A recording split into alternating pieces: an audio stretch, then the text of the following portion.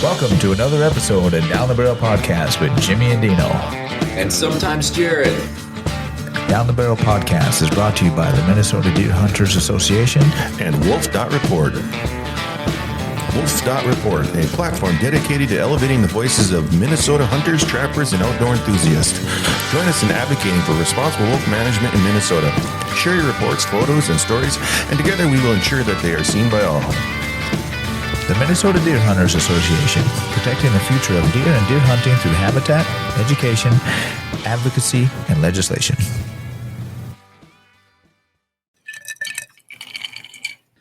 All right, so today we're talking with Aaron Hebeisen, the chapter coordinator for Backcountry Hunters and Anglers. How's it going, Aaron? Good, guys. Thanks for having me. Finally making it work. Right. Yeah, How long has it been? Like 5 months or something? I think since we Something like tried that. to first start. Brainstorming this for Right. Yeah. And we had a few hiccups. We should have it really dialed by now. Yeah, you would think so, but I hate to say. Yeah. I think we're good. But you're actually in town for the Pint Night tonight, right? I You're am. in town, Yeah, Grand we were able to do it in person. At I'm glad Rapids we Brewery. made it work this way. Yeah, no doubt. Just worked out nicely.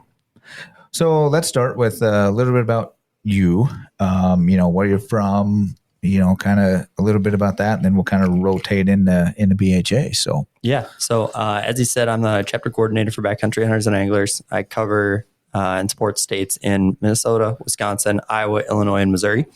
And I'm originally from Mora, about an hour and a half north of the Twin Cities, and now live in Red Wing, Minnesota. Okay. We drove through there, what was it? August. Oh, yeah, it was August. Actually, for the arts. Yes, festival, we drove through there, and I was like, hey, this is where Aaron's at. Mm-hmm. If we had an extra day, we could hang out and go fishing or Do something. something cool. But it didn't happen. So, Right. but we thought about you when we drove through. We did. Well, I appreciate it. We waved. Yeah, we did wave. Mm-hmm. Yep. And then we were amazed at how big Lake Pepin was.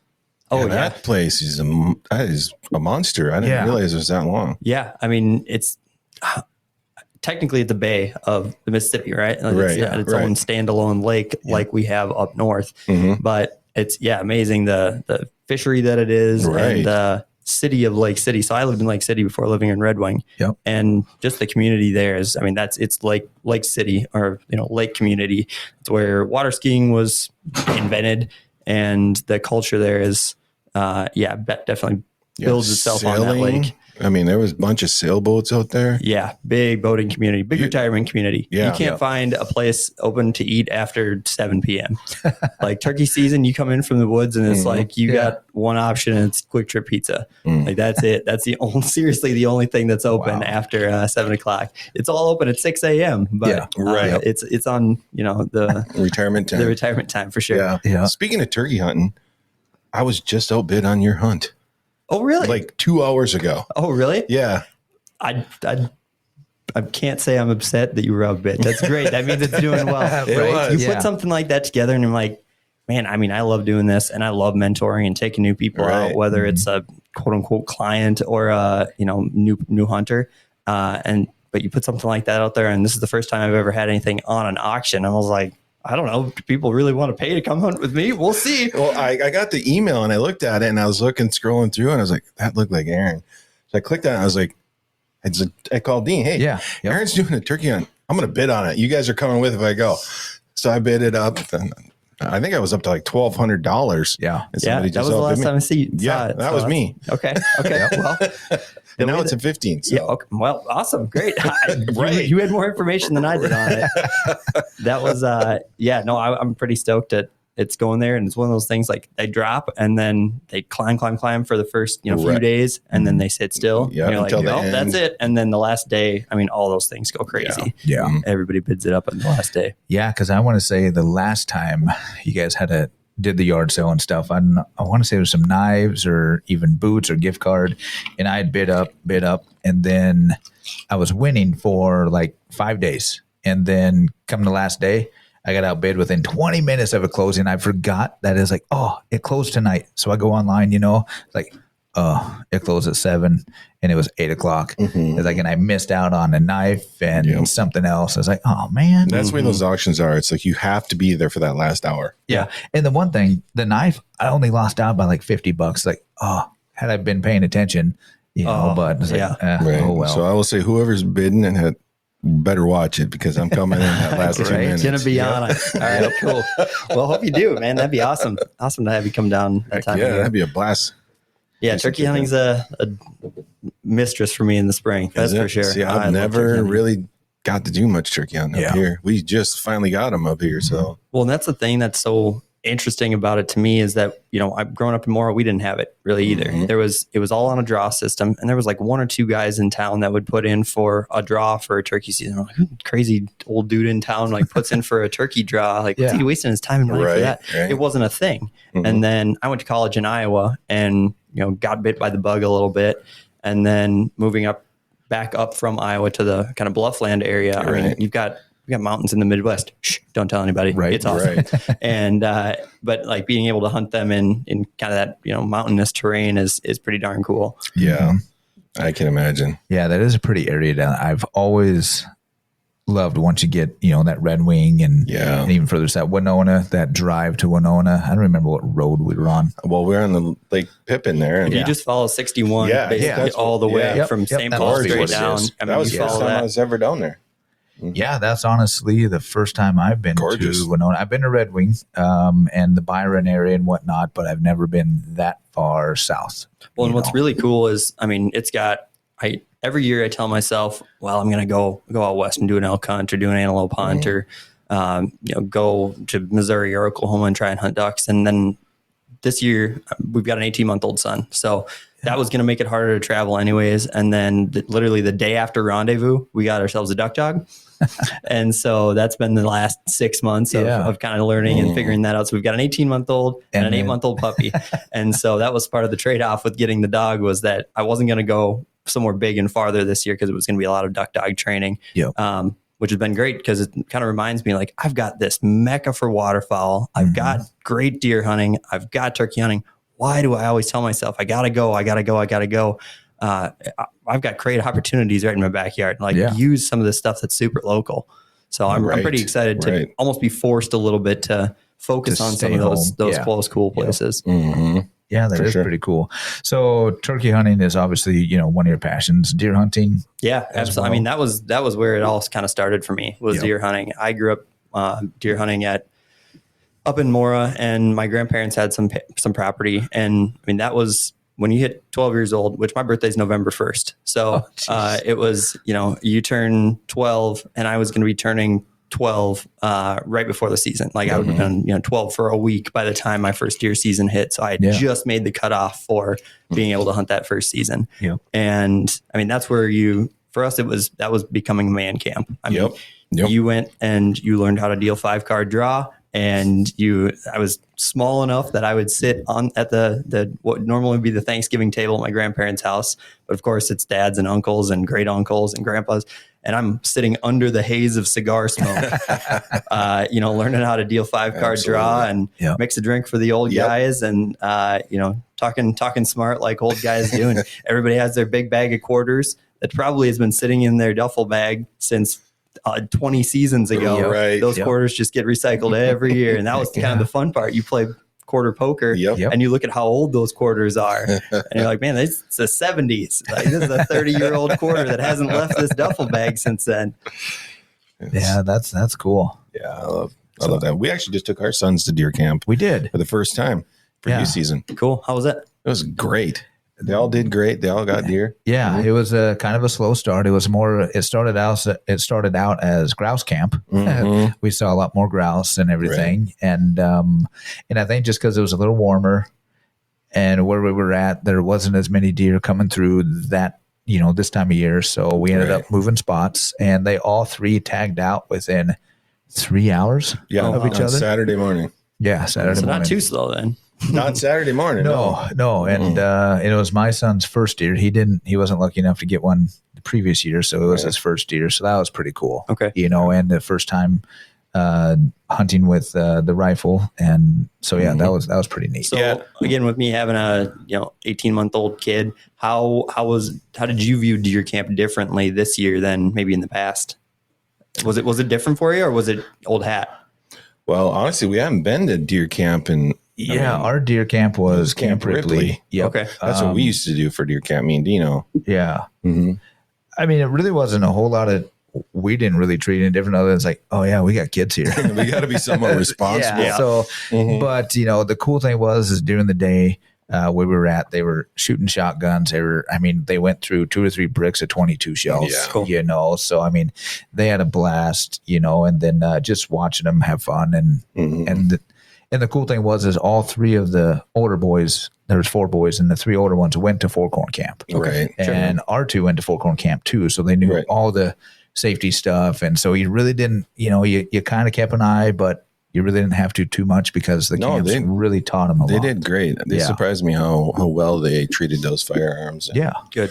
How well they acted in the woods. How was the snack situation? Everybody tells me bring more snacks than you think you have to bring. Yes. Yeah. So Saturday when we took the deer in to drop them off for processing, we had to buy 4 more bags of chips. Yep. Of course, it's the loudest snack in the woods. Why can't you pick I remember being told I had to because it was always right after Halloween, pre-unwrap your candy bars so you're not crinkling them in the stand. I was like, man, these guys take it serious. I mean, a Reese's peanut butter cup is built for hunting season. It's already dressed for the occasion. Yep, exactly. Yep. No, I typically buy that big bag. Actually, I got one here in the studio, but that big bag of old-fashioned jerky. Yeah, jerky's the pucks, way to go. Or whatever. And the only bad part about that, of course, we were sitting in box blinds, but the only bad part is it smells. I open up and not even once I open the bag of jerky, I open up my backpack that has the bag in it. It's like, man, all I smell is jerky. Right. It's like, I'm going to get, a coyote to come up before I'm going to get a deer. But no, it was pretty cool. It was a blast, and the cool thing is that was their first deer camp memories, so hopefully we can have a lot more to come. Right. For sure. Like I said, I remembered dealing cards and playing quarter poker just as much as any certain sit. Looking back, it was the processing. You have the meat tree that you hang deer on, and is your deer bigger than grandpa's? Or did such and such an uncle even get a deer this year? Oh, this is his 3rd year not getting one. Give him a little crap for it. But like you said, that's pretty awesome. Yeah. I'm pretty excited for that. It was a good deal. Yeah, it was a lot of fun. So you said you've been out west hunting. I have. And whatnot. Okay. Yeah. I've been hunting out west. Actually, it's funny. My deer camp group, I guess, kind of evolved in my senior year of high school. I was a couple weeks shy of, for the first elk season, a couple weeks shy of my 18th birthday. So I was still able to get a youth tag. Nice. So good job, parents, on November 1st birthday. Right. But that was my graduation from high school gift from my dad. That was my senior present was going on my first elk hunt. So we drove into the bottom of the mountain, took horses. I think it was 4 or 5 miles up to camp, and then spike camped out from there. And so since that was just right before 18 was my first Western hunt. Went to college, went back a couple of times for antelope and mule deer hunts. Basically just dove on to try it and do something. And at that point it was $40 a tag, and you can get 2 of them over the counter. So it was tons of opportunity. And I tell anybody who's looking to go out west for the first time, don't overlook the Dauphin and cow tags, because there's so much opportunity. You can essentially have the same experience, whether you're trying to get bugling bulls or spot and stock antelope, same experience. You can get into the same type of habitat and terrain and topography, but spend a lot less money doing it. Right. So, I've been out west pretty much every year since then, for something. And now, like I said, this is the first year in quite a few years that I haven't gone out west. But whether it's elk, antelope, mule deer, I love going out west. It's just totally different. It's just a different thing than sitting in a deer stand, which I love both, but it's a different game. Yeah. Yeah, I don't know. I'm beginning to think I might be too fat to go out west. Right. My dad said the same thing. He's like, at this point, I want to sit for it. And the thing is, we've got guys who at that very first elk camp, he goes out and he deer hunts them. He knows the spots he goes. He tries to find game trails. He hangs a deer stand up and he'll sit in the mountains in a deer stand. Wow. And we're like, what are you doing? That's not why we're out here. But he kills elk more consistently than anybody else. So you can't fault him for it. Right. So see, there's hope for me. Right. Yeah. Midwest I could take my saddle out there. And those elk aren't looking up True. You know, they're not used to sitting there looking up in the trees like the deer here are. So they're not nearly as cagey. Boom. There you go. Perfect. I'm sad I got now. Talked you back into it. Right. I have another reason to take my saddle to actually saddle hunt. So I could definitely do that. All right. Yeah, that's gotten to be a bigger thing for, especially in our organization, you know, trying to go in as light and fast as you can. And you know, what's the next way to go a little bit farther, stay a little bit longer. And people are looking at doing some more saddle stuff for Western game. Yeah, I bet. I mean, because it's so light, you can carry everything with you. And the nice thing is, you know, you get up in a tree after a few hours, it's like, oh, they're moving over there. It's so much quieter and quicker to move than anything else, right? You know, and so much lighter to move around, right? You know, I mean, a climber is one thing, but it is big and clunky. Yeah, they're still kind of big and clunky, and you know, but I do like my climber, but it is big and clunky. Yeah. A little bit about BHA. So we had attended that. What do they call that? Fire. Oh, the Keepers of the Flame. Yeah. We had done that. And I know we had mentioned it on one of our previous podcasts, but that was pretty cool. That was really neat. And like we've said before, we've been members. Well, you've been a member of BHA longer than I have. Yeah, I forget what year, but it's been quite a while. Yeah. And I know I've been a member, I think at the beginning when I first moved here, off and on, and then strictly for over probably 8 years now, I want to say. Okay. And actually in that between time, I think I was a member of BHA before MDHA in that between time. You know, better marketing from BHA at that point, but now, I don't know, it's pretty close. Yeah, we're getting better. We're getting better. Yeah, right? I've been an MDHA member since, you know, I was a kid. Yeah. That was the magazines, and that was everybody that I was part of that camp that was part of camp was, you know, you get to see those people one other time a year besides deer camp, and that was at the spring banquets. Yep. So that's kind of how you stayed connected with that community outside of camp. But I guess I've been involved with BHA since about 2016 myself, and it actually came from a Western hunt. I was out antelope hunting, and in the West, you don't have to post public land like you do in Minnesota. In Minnesota, you know, it's every 100 yards or whatever. You have the landowner has the responsibility to post. And if it's posted, then, you know, it's private, whatever. And out West, it's on the hunter to know what's private or not. Well, and this was back before OnX had really blown up like it had in other mapping apps.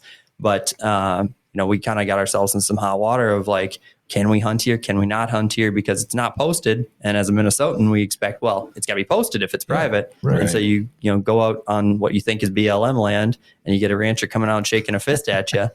And I remember, you know, at that point, pulling up whatever map we had and going, okay, I'm on public land, and I know that's public land. This road should be public, but there's a gate across it that's not on the map. Well, far be it from me to be the guy who's going to go and jump over that gate and end up with a rifle in my face. Right. So I remember coming back from that trip to Wyoming, really kind of having a bad taste in my mouth about Western hunting. It's like, if this is what it's going to be like, this kind of sucks. I'm not going to go out here to be landlocked all the time. Forget it. And it was probably 6 months later that I found out about an organization who was looking to open up those lands, make sure that public land isn't closed to, you know, the general public access like we had seen. And I said, cool, sign me up. Oh, wait, they've also got a Minnesota chapter. Like, great. There's other Minnesotans who are thinking of doing the same thing as me. And so I met up with a few members. And at that point, I think I was number 107 to join the Minnesota chapter. For whatever reason, I remember that number. But I think right now we're somewhere flirting right around 1250 in Minnesota. And we're actually the Minnesota chapter is the fourth biggest chapter in the country. Wow. Really? Yep. Wow. And you guys are in 23 states? No, more. 49. 49 states. 49. The only one missing and holdout at this point is Hawaii. Okay. Yep. Wow. So, we're all over the place. I want to say we're somewhere right around 30,000 members nationwide. So Minnesota's, like I said, got a really strong contingent. And for, I guess, the listeners that aren't as familiar with Backcountry Hunters and Anglers, we're the voice for public lands, waters, and wildlife. So instead of focusing on a certain species, we focus on the land and the water and access to those places, whether that's through stewardship, boots on the ground projects like WMA fence removals to make sure that hunters and dogs aren't getting injured out on old fence line that's kind of dilapidated and fallen down, or the legislative piece, you know, stumping for you at the Capitol or the town hall meetings, and, you know, really trying to be that boots on the ground watchdog for these places. And that's as a single state organization. So when you join a chapter of BHA, it's $35 to join as an individual member. You are part of the Minnesota chapter, whether you live in Duluth or Grand Rapids or Pipestone, you are part of the Minnesota chapter. So we as an organization have the responsibility to make sure we're getting our chapter leadership to all those places and can meet up with those members. But we also need our members to get a hold of us when there's an issue, because as one staff guy for the region that I have and 10 to 12 board members per state, we can't be everywhere. So we need our members to get back to us and say, hey, look, there's this issue happening in my area, or this boat ramp closed, or this WMA is full of trash. Can we go do a cleanup? And when they do that, I mean, it leads to some really engaged membership, and they really take ownership over their own public lands in their area. And they've been really awesome to work with. Absolutely. I think when I signed up, it was part of the Sportsman for the Boundary Waters. I think they used to sell you guys as memberships way back when. Yeah, there was a lot of stuff back in the day that we did with Sportsman, and we still work with Sportsman a lot. Especially, I mean, that all kind of came from some of the Boundary Waters stuff. That when that was the biggest hot button issue, you go out to the National Rendezvous in Denver or Washington or Missoula, and they're like, Minnesota chapter, huh? How's the Boundary Waters? That's just the thing that everybody, and I think they're the ones that's the nationally known thing for BHA or for Minnesota chapter. Yeah, that's what got me going. Yeah, because with BHA, you guys don't necessarily do like MDHA chapters, or not chapters, banquets. Right. So, every chapter has a banquet, or most chapters have banquets, and most chapters are local community based, towns, counties, stuff like that, where you guys are obviously statewide, but you guys don't necessarily hold a banquet statewide, or do you? No, we're kind of figuring out exactly how that model works best. And every state is going to be different, because Minnesota's a big state. We could hold one in Delaware, and it'd be a lot easier for Delaware members to get to a banquet because they don't have to travel as far. But as a single state chapter, if we were to hold a single banquet, let's say in the Twin Cities metro area, well, we're going to be cutting out the Duluth members, the Northern Minnesota members, any of the outstates going to go, I can't make it to that banquet. So we do a couple of annual events that are bigger. Our North Country Icebreaker is a good example. That's kind of our big annual, hey, we're going to do this in one location, find a good lake, public lake, do some fishing on it, do some dark house spearing, do some seminars, get everybody together. And this is our big annual state get together, as it were. But then we try and do these regional, like we're doing this evening, pint nights. And that's kind of our way of trying to connect locally. It's not this giant major fundraiser, but we're going to do all these kind of mini ones. And that's the way that we can have found to better engage membership throughout the state. The other reason for us having a single state chapter entity is if I'm, let's say, in Red Wing, based out of Red Wing, and I have a legislator that I need to engage with in the Twin Cities metro, if I pick up a phone and try and engage that legislature or that legislator, and I'm not a constituent, they're going to go, what do I care about your opinion? Click. But if I can say I represent an organization that's got 1,200 members in their state, some of which are their constituents, and mobilize those members to get to those town hall meetings and to reach out to those legislators. Okay, now they're going to listen a little bit more. So it gives us a little bit more clout to say you're part of the Minnesota chapter at the legislator and with the agency. Yeah, exactly. For sure. So you encompass 4 states, 5 states? I've got 5. 5 states. Wow. That is, so you're busy on the phone, computer, email, it's going, all the time? I tell people, like, every Batman needs an Alfred. There's always a man behind the desk. It's for someone, and I get to be the man behind the desk. So a lot of times it's the sending the email blast, the creating events, making sure members are engaged, answering those email questions that come in, making sure memberships are updated, making sure new chapter leaders are onboarded. That kind of stuff. But then, when I get to go out and get let out of my office, that's the fun stuff. That's when I get to press the flesh and engage the public and remind myself like why I'm doing this. That's the stuff that energizes me. Getting to do these pint nights, getting to go do a trail cleanup or a stewardship project here end of September during Public Lands Month. Got to go put in some wood duck houses. And then after that, we got to go, and that was a partnership with the Army Corps. So that was on public land.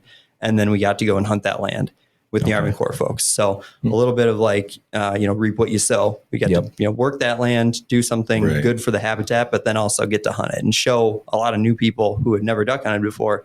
Hey, this is your public lands, and this is what we're doing for these lands. And this is what, your return is for that. So speaking of the Minnesota events, what's the plans for this winter one?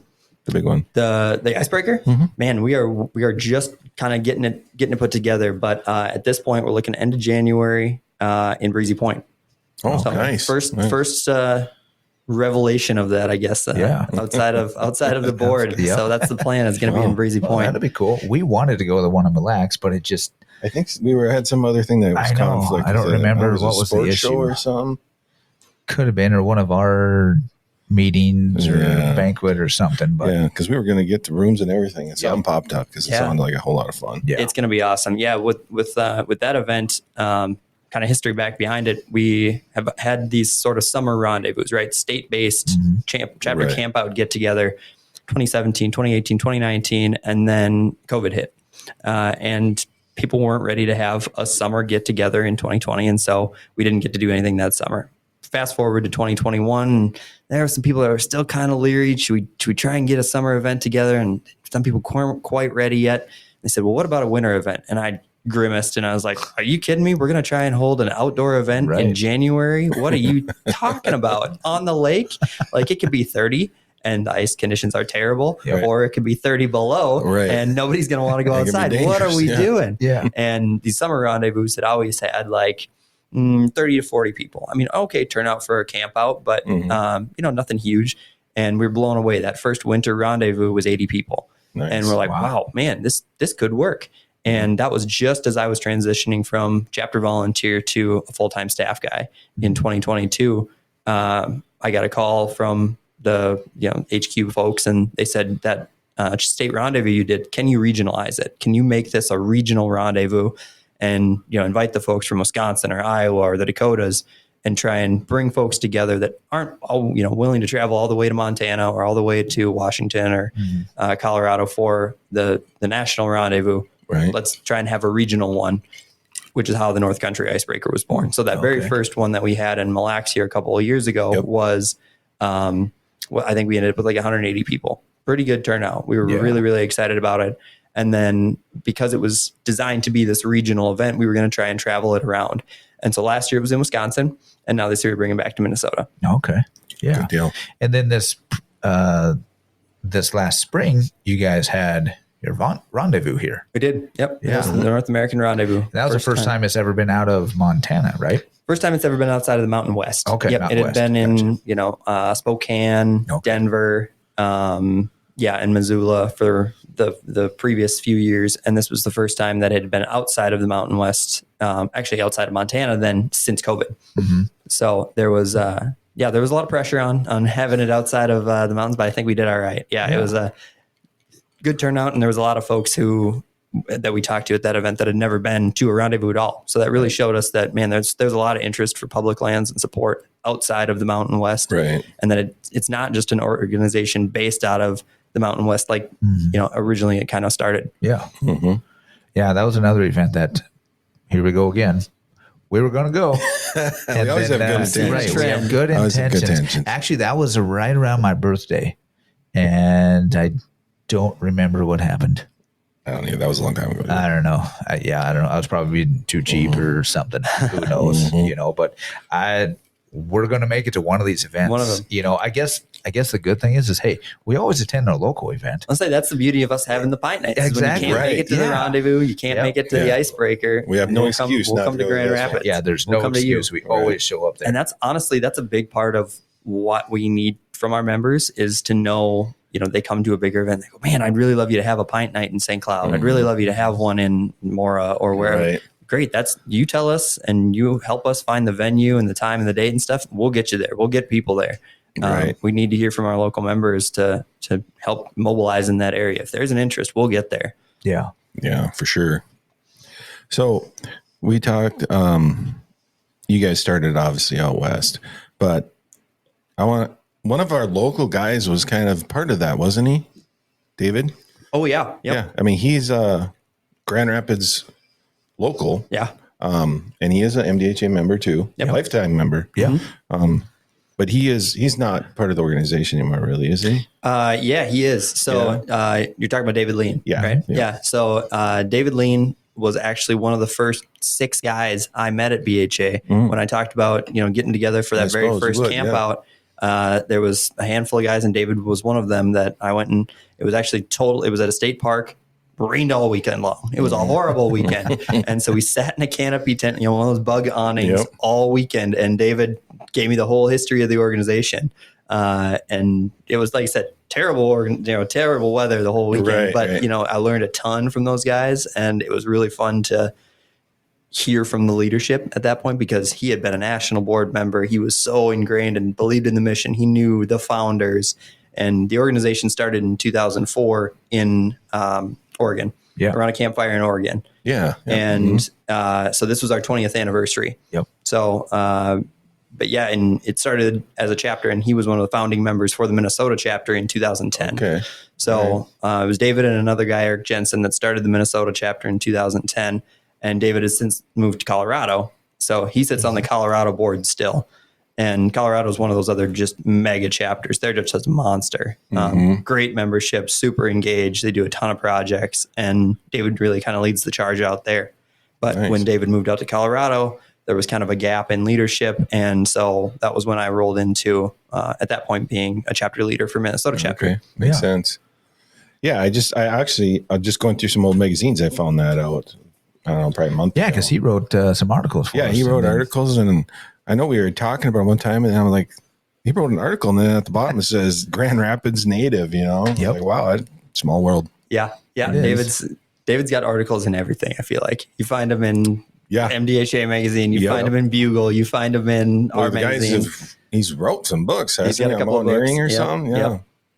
I know, because he popped up on my Facebook the other day because he's friends with one of my friends. And they were talking about local stuff. So I was like, does he still live around here? Because he's talking about local issues, but then he's posting pictures from Colorado. So yeah, he comes back a lot. I think he comes back at least annually, like every fall for a grouse hunt. He comes back to grouse hunt every year, and then maybe even deer season too. Okay. So he's got a soft spot for northern Minnesota. That's for sure. That's always home. Yeah, makes sense. Yeah, and speaking of magazine, I really like your guys' magazine. I mean, Whitetails obviously is, we're kind of biased on that end, but I always enjoy getting you guys' magazine and just the color of it and the articles, and it's great. I think they're both really good, good pieces. Yeah, absolutely. Yeah.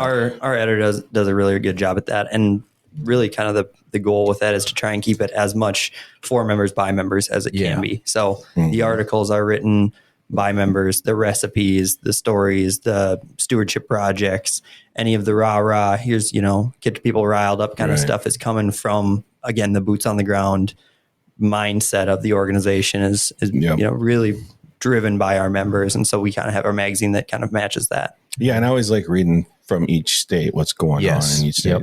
Even Minnesota, it's nice to see what you guys are working on. And what's that, because it's hard. It's hard to stay, up on everybody's Instagram or everybody's Facebook at what's going on. And as the staff person, it's hard to capture it all sometimes. To write a blog post about everything that's always happening in every state, it's very humbling to go back through and read that and go, wow, look at what they're doing in Maine. Look at what they're doing in Florida. It's really cool, and how empowered our chapter leaders are to be so individual depending on their state. It's not one.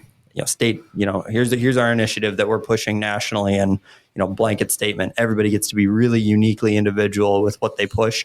And, within that public lands and waters mission, how does that affect your state? Really how can you make the biggest impact within your state? Yeah. And I think that's one of the things that really turned me on to BHA was the boundary water stuff. Because I grew up going to boundary waters, and then, when there was always issues up there, nobody was really talking about it. And then there's this big organization out west talking about, man, these guys must know what they're doing. So that's why I signed up. Thank you. Appreciate it. Yeah. Well, what I like about it is, I don't have land of my own, so I have to hunt on public land, and that's where, MDHA really kicks in that locally and, statewide with the WMAs, they do a lot of that and the programs, but then BHA also as well does just as much, as MDHA does. So, I mean, both together, are a pretty good, strong conservation groups. And that's why we've, worked with MDHA on the initiatives that we have for so long is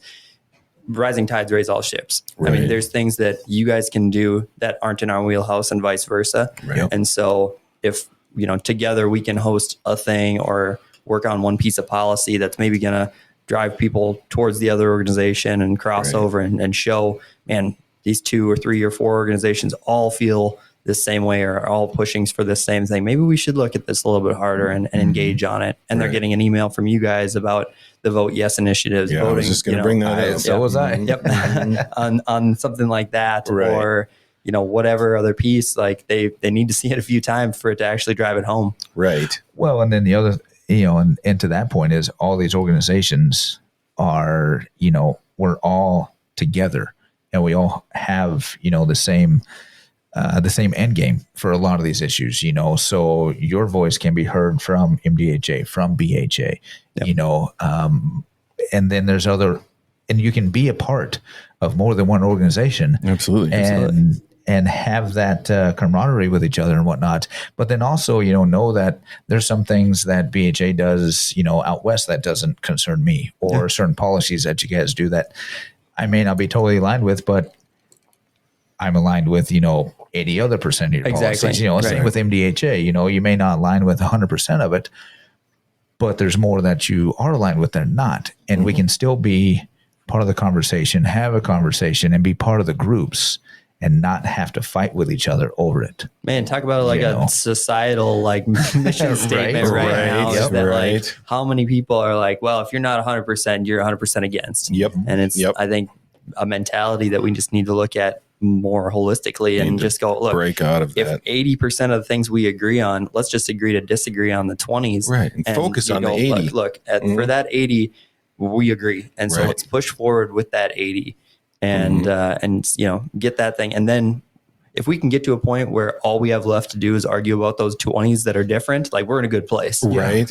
No but doubt. There's a whole lot of people out there that would rather, see hunting go away completely or certain types of hunting go away completely. That let's band together. And I mean, it can be broken down beyond public land, private land, rifle, bow, crossbow, shotgun, whatever, right? Like we can get as niche as you want to, but at the end of the day, we're all trying to kind of drive that hunting heritage mission home and keep that around for our kids and our kids' kids and make sure we all have places to go. Exactly. Yeah. Exactly. And kudos to BHA to be able to handle a lot, I mean, it's right in your name, Hunters and Anglers, to take on the fishing end of it too, which is, I don't know, is hunting larger than angling?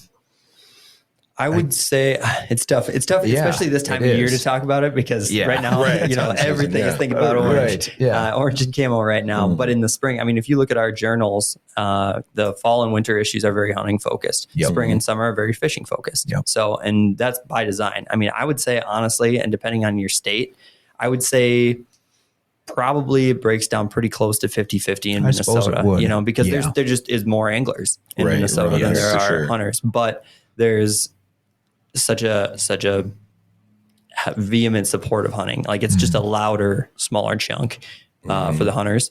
And being that it was, very Western focused, there's a lot of that hunting crowd that is also your mule deer, your antelope, your elk hunters that are going out. And so they're that much more passionate about it. But on the flip side, you also have, you might be a boat angler here, but you like to go out to Montana and fly fish, or you like to go down into the Keys and fish for redfish.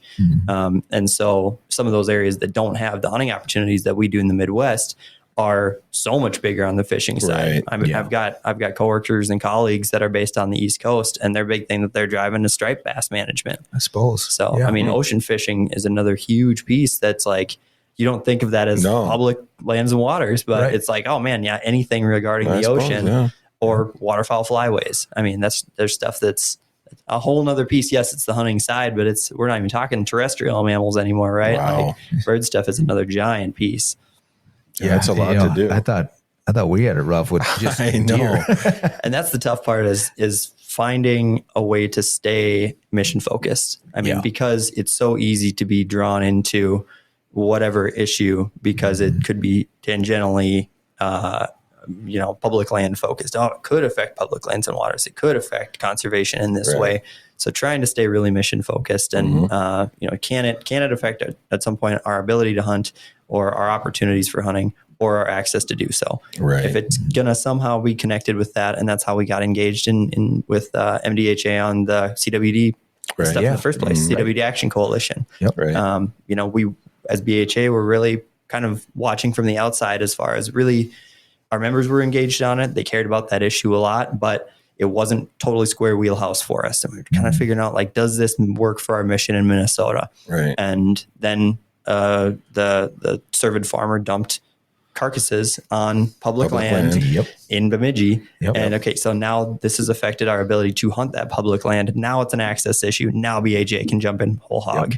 And we were able to just be in with both feet. And so that's when we really engaged and drove home and joined that coalition, started that coalition with the CWD Action Coalition, and really started to engage hard on CWD efforts. And that just married really well with our CWD Pint Nights. Yeah. Right. And now, do you do the CWD part of the Pint Nights all over the state, or is it just up here in northern Minnesota? I suppose down in southern Minnesota makes sense too. Down there too. I guess background with that was, so we've had this Pint Night model really since the organization, because we don't have that banquet model. We want to engage folks all over the state. Right. And everybody loves Peter. And it's an easy way to get people to come out and have a happy hour for a couple hours, meet other members in your area who are like-minded, who have the same conservation focus as you do. And it's just been a really good way for us to engage our audience, engage other hunters and anglers.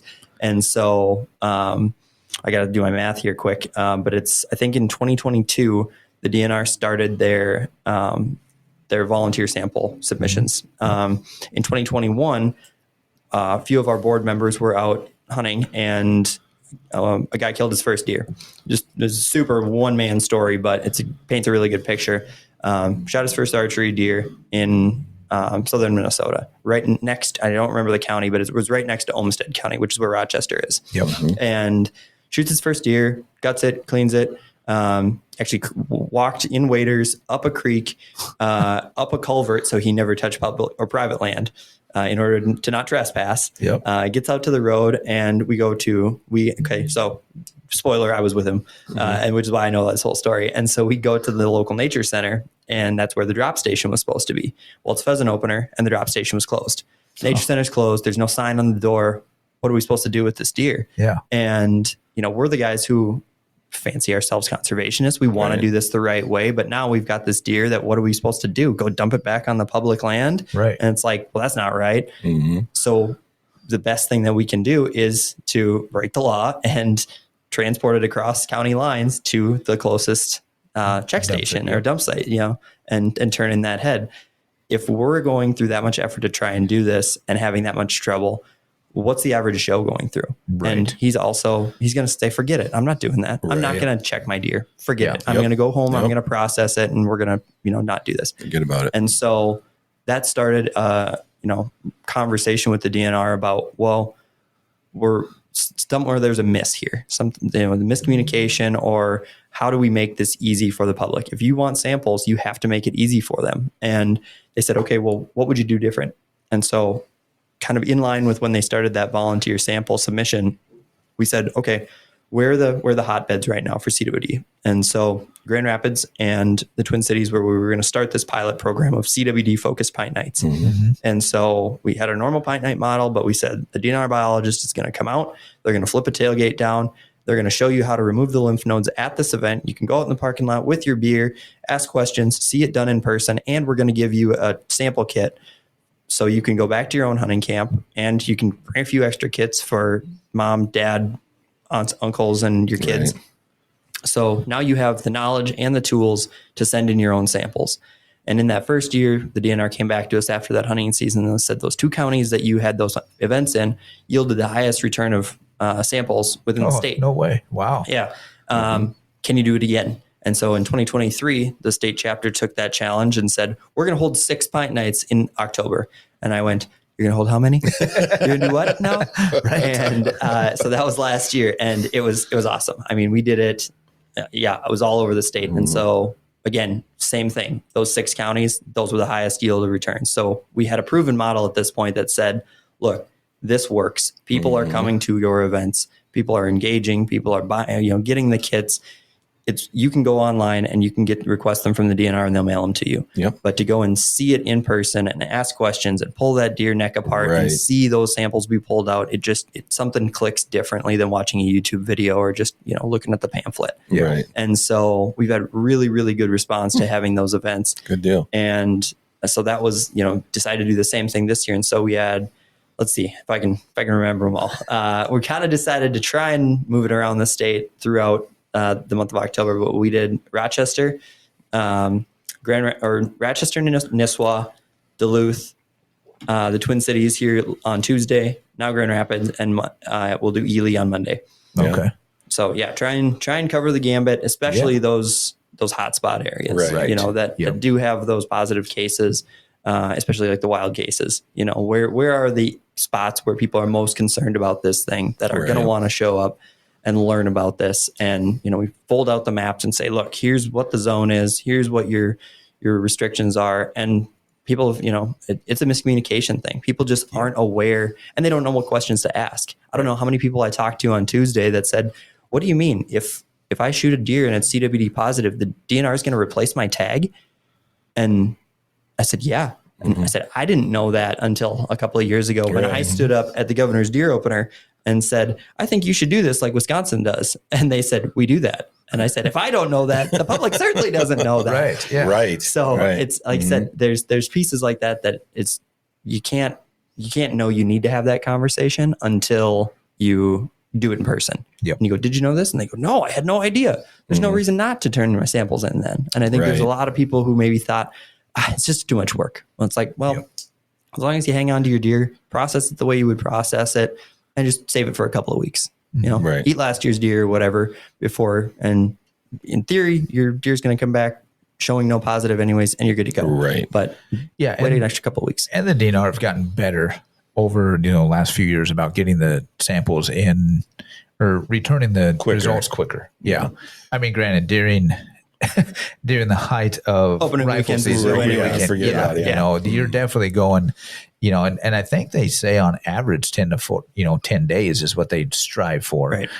But I've heard obviously early archery season when there's not as many, harvested, 2 days. Yeah. It can be quick. So it can be really quick. So that's really nice, and then they've got the taxidermists wrapped into it too. Yep. So if you get a really nice buck and you take it to a taxidermist, they all know how to do it as well. And not ruin that cape. And I've actually heard some butchers too. Yes. I was going to say some butchers are doing it as well. Mm-hmm. So, makes sense. And make it really nice and easy. Cause that was always my question. Okay. So I don't process my own deer. So if I take it to a butcher in that zone, in that area, then what happens? I mean, are they hanging on to them? Are they sampling them, whatnot? So that's another question that, could be asked. Sure. Mm-hmm. And then you also have that question too of, well, am I getting my own deer back? Right. When you go to the butcher and you assume you're going to get 30 pounds of grind back, are you getting 30 pounds from your deer, or are you getting, especially opening weekend and everybody's doing hundreds and hundreds of pounds of grind and you're going to get that amount of grind back, but are you getting your deer worth of grind back? And I've been a big proponent of just doing my own strictly for that reason. It's like, because I know that it's my deer. And not to say that every butcher is mixing, but I wouldn't blame them if they were. That's a lot of work to try and do it individually. I mean, you go there and drop off a deer sometimes, and you see how many deer they have to deal with. Yep. I don't know how they could keep them separate and still get it done in a timely manner. Yeah, and for me, and we've discussed this. It's not that I don't have the time. I'll admit I don't take the time and don't have the knowledge or the space. Yeah. So I take it to a processor, and it's, and very trusted processor in the area that I would pretty sure 99.9% you're going to get your deer back there. But I completely understand with some areas, don't know, so, but that's always, something to think about for sure. Right. Especially in, hot CWD zones. Mm-hmm. Right. So. Sure. But were you going to say something?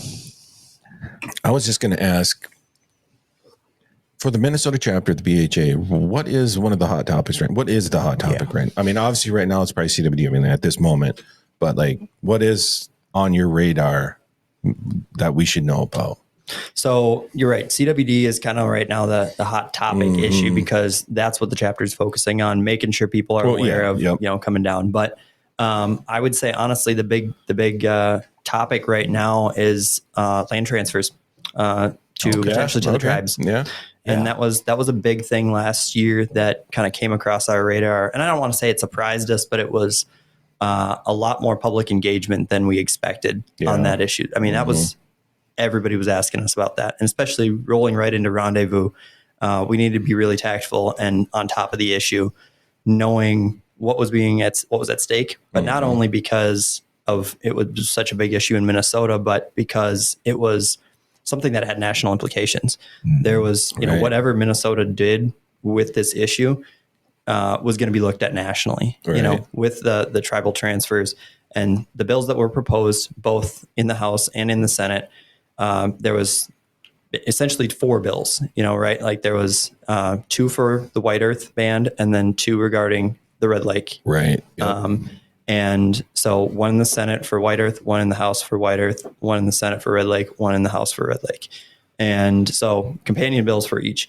With the White Earth bill, then and then communications with that band, we got the impression that there was the interest in keeping public access open to the public. So we were a lot more willing to have conversations, whereas with Red Lake being a closed reservation and knowing the way that band has operated in the past, that it's closed reservation, to anybody that's not a tribal member. Yeah. Right. And so, for us, losing an acre of public land is a no-go, regardless of where it is. And so that was 80,000 acres that potentially would have been closed off to public access. Right. And so we had to be very careful about kind of threading that needle and saying, obviously this is a culturally sensitive issue. How do you engage on this? Yeah. And not, piss off one side or the other too bad. Obviously we have to be conscious of the tribal members and, any kind of historical injustices, but we also have to be conscious of the public that has the jobs and the cabins and the farms and the businesses in that area. But for us, it was really a clean way for us to look at it. Again, we kind of went back to that mission statement and said, look, we're the access organization. For the sake of this conversation, we're not going to take those 2 opinions and let those kind of cloud our judgment on us. This is about access, regardless of the beneficiary, whether it's a tribe or a big business or the Koch brothers or any other, rich guy owning a chunk of mountain. Yeah. This is a loss of public access to the greater good, to the greater public, and therefore we're opposed to it. We're willing to have the conversations if it means keeping access open. As far as title transfer, let's have a conversation about it. But that's been kind of a sticky one. But we, I think, did a really good job of kind of threading that needle and going, look, if it's a loss of access, then we're opposed to it.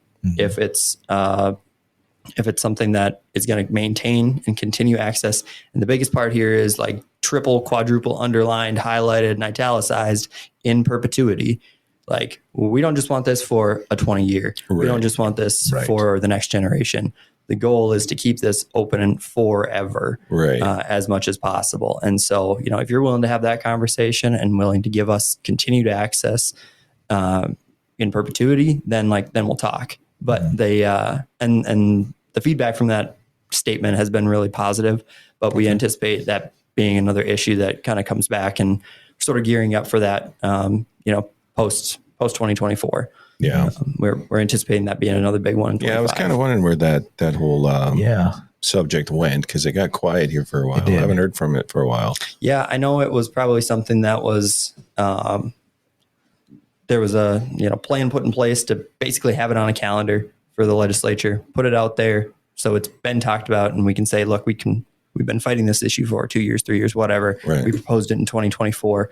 It's not going to be something that goes away quickly. And it's not going to be a Minnesota specific issue. It's going to pop up here. It'll pop up in other states, and around the country. And those will be long slog fights. So yeah, it's a tough one. It's messy, but we can't not be at the table for it. Right.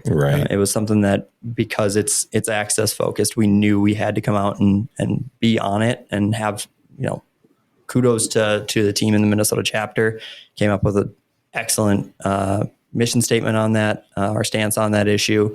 Like I said, really threaded the needle well, worked with our headquarters and myself and our other policy folks to craft that language that made sure it was very clear where we stood on things, that we weren't going to budge an inch, but that we were also conscious of all of the pieces at play there. Right. Yeah. Yeah. And that's kind of the way I felt about it too, is you have to look at the historical aspect of it too. I mean, of course, to be respectful, but it gets so difficult. Some of that stuff. Yeah. It's just today. It's like, really? We shouldn't have to address this, or it, like you said, you're really threading a needle. I mean, it could go real positive in an instance, or it can go real negative really quick with the wrong wording, the wrong message in a way. So it's like, yeah, that's a tough one. And we deal with some of that as well. But yeah. Well, and it comes back to what we were saying before about the working with different parties. I mean, and whether it's different organizations or different legislators, whatever, if we weigh in too strong on X issue over here, let's say it's the boundary waters, but we want to work with that legislator who we opposed on boundary waters, but we want to work with them on, timber management or something. Yep.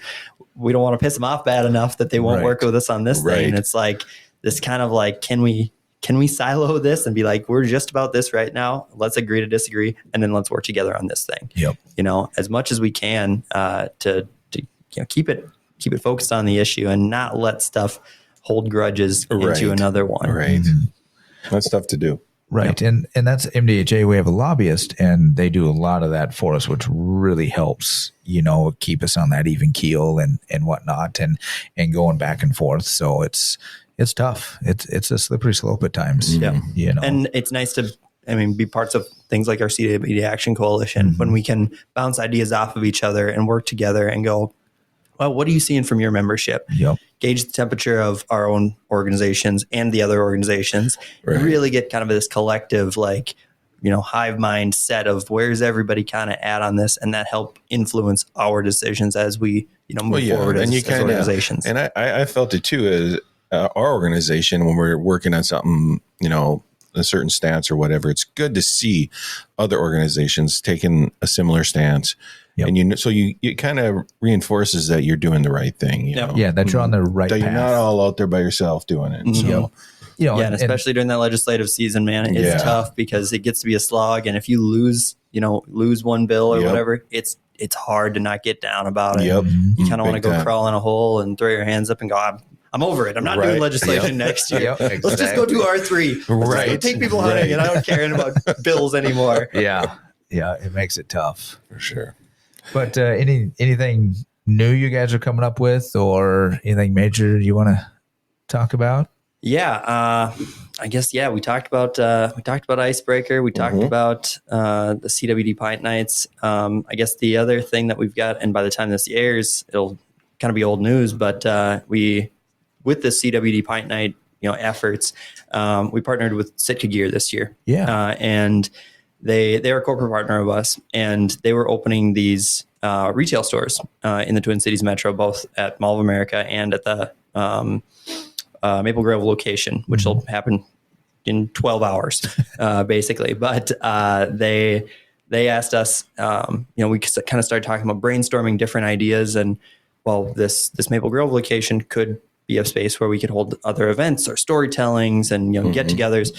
And I said, well, that's really cool. Can we help? Is there something? They said, well, what kind of events do you do? So it gave me a chance to kind of brag up the Minnesota work that we've done and some stewardship projects. And the CWD Pint Nights came up, and they said, wow, that's really cool.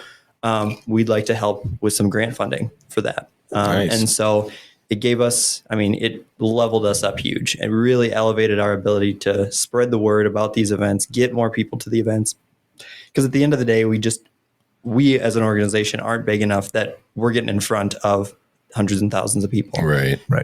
If a brand like that can help us spread the word and say, come on out to Grand Rapids, it's going to help us get the message out there. It's going to help, elevate their brand to know that they're giving back to conservation. And they've done an incredible job for us I mean, just stumping for BHA at the national level. But again, you've got a company that was very Western based, and they have the same problem that BHA does of like showing people that they're not just based out West. And so this was a really good opportunity to partner with a Midwest based chapter of that organization with us at BHA, and to share the good work that BHA is doing for public lands and for the deer habitat and for the wildlife outside of the West, and helping us pay for some scientific tools for that, some equipment, as well as, like I said, helping us to advertise and get the word out there about these events. It's been really, really cool. And so, as we talked about, I'm going to this event here in Grand Rapids, and then tomorrow morning at 5 a.m. I'm leaving to get down to Maple Grove for a grand opening of that store, till I can talk about the efforts that we're doing with these CWD Pint Nights. And I've actually got a 3D model head of a deer. Really? Yeah. Nice. That was part of that. So, we're going to flip down a tailgate tonight and we're going to have a deer carcass. Well, if you're in Maple Grove or you're at the Mall of America, they won't let you bring a deer carcass in. Shocker. Come on. So, I know. But there is a company that makes those 3D molded heads. And so we've got a 3D molded head that, it looks like you've cut open the neck and it's flipped all back, and it's got removable lymph nodes. So we can point those lymph nodes out. That is awesome. I'll have it tonight at the event, and we can bring that into the store. We can bring that into the mall, and we can, again, hopefully spread this information. We can have it at a trade show in the convention center or wherever else, and show people what work we're doing outside of the public lands work, because at the end of the day, it's public lands, waters, and wildlife. And so, it's these shared resources that, whether it's deer hunting or pheasant hunting or trout fishing, that we're trying to keep around and available, waters, lands, and the wildlife. And so, that deer piece has been a really big part for us. Awesome.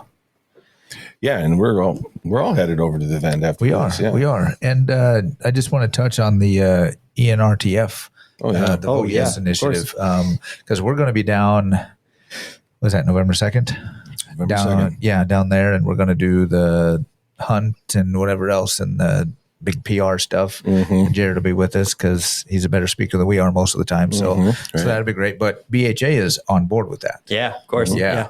So, have you guys talked about it much on your podcast at all? We did. We actually just did an episode a couple days ago. Yeah, and did it just air yesterday? Yeah. Okay. Yep.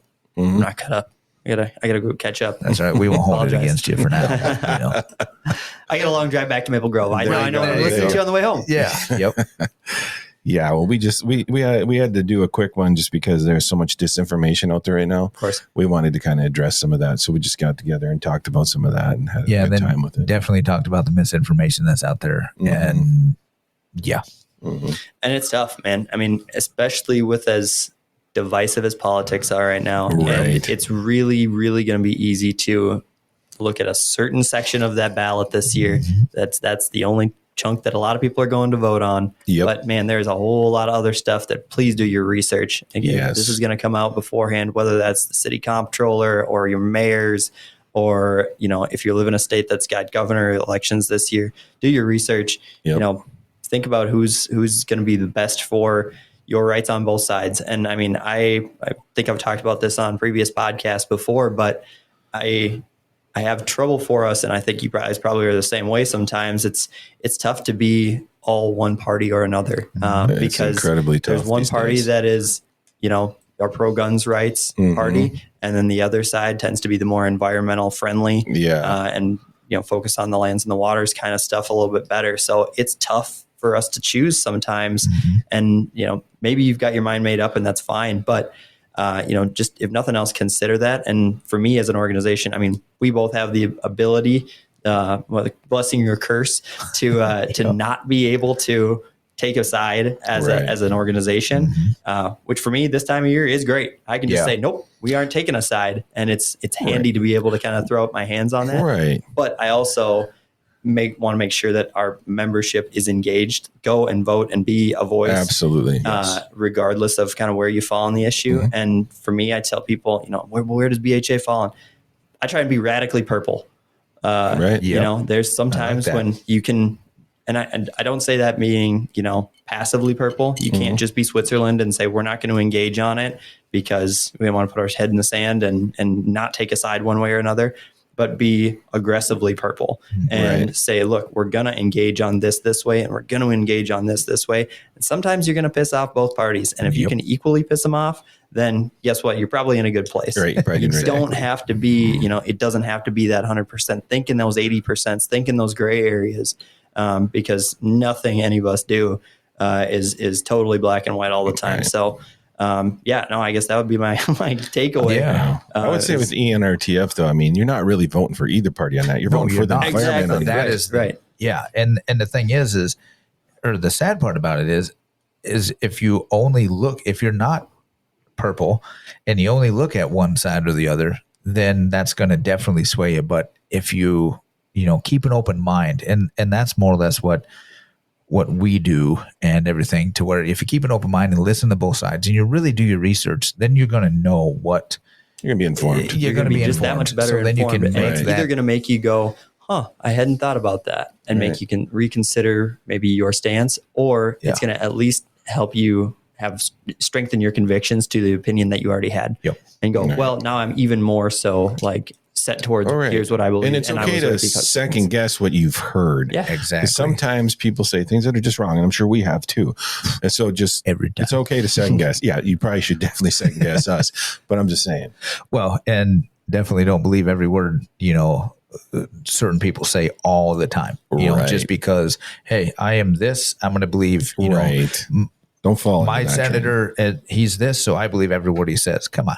Yeah. They're people too, man. At the end of the day, they're people, and you're not sure who's writing checks or what money influence. talks. Yeah, for sure. So the ENRTF thing is just, do your research for yourself, vote for yourself. But, obviously we're both in the camp of vote yes. Yeah, absolutely. And hopefully you guys talked about that, but the one thing I talked about on Tuesday is a non-vote is a no vote. Right. And that's what's scary. That's the biggest thing that I want to make sure people see tonight. And we're going to have flyers at the event tonight too, is if you're going to vote no, fine, then vote no. But the people who are thinking they're just going to blow it off and flip to the next page, by not voting, then you can't bitch about it basically later. Pretty much. Right. Exactly. And that's what I'm afraid of, is that we'll get that, down the road. If it doesn't pass, we're going to hear down the road, like, why isn't this happening? Why isn't that happening? Or why is this happening? It's, we don't have that funding anymore.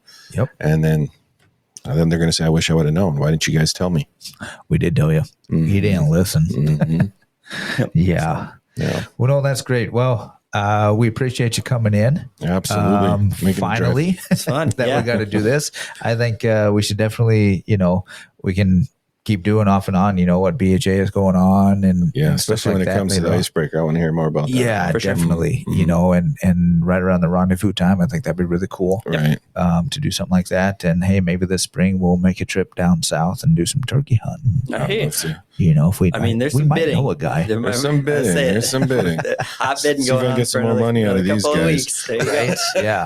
That's the beauty of it. You can split that, and it gets a lot cheaper real fast. So. Yeah, exactly. We'll have me set up to 3 guys, and they work perfect. Yeah, we can manage something. Yeah. Couch surf, we'll keep it cheap. There we go. All right. Well, hey, thank you guys so much for having me on again. I better get over to start setting things up. Yeah, great. Appreciate it. Yeah, we'll see you over there shortly. Sounds good. See you guys there. Awesome. Thanks a lot. Backcountry Hunters and Anglers, the voice for our wild public lands, waters, and wildlife. Join us at backcountryhunters.org. The Minnesota Deer Hunters Association has been building our hunting and conservation legacy over the past 40-plus years through habitat, education, advocacy, and legislation in Minnesota for Minnesota. The Minnesota Deer Hunters Association and wolf.report proudly sponsor this podcast. However, please note that the opinions, topics, and guests featured may not necessarily align with the views, beliefs, goals, or mission of our sponsors.